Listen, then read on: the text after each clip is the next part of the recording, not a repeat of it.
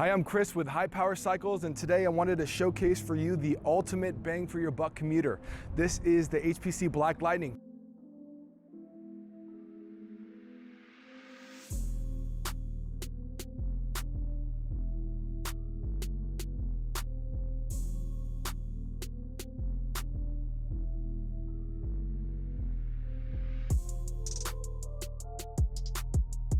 .40 mph speed and the standard base level of 2000 watt. Your options are 2000, 3000, or 4000 watt.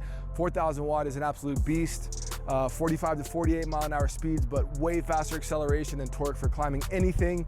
You got the US made frame bag right here that can house batteries from 30 to 100 plus miles range. And in this case, this guy has about 110 mile range battery, I believe. It's about the largest battery we can do. 2,400 watt hours, so it blows every other battery out of the water. You'll go farther than any bike that it competes against, bar none. The rear rack holds around 60 pounds. You have this nice Topeak DXP Deluxe pannier bags. Panniers on both sides. It unzips, you can throw groceries, luggage, anything you want back here, books. Really practical bike, really fast to get around.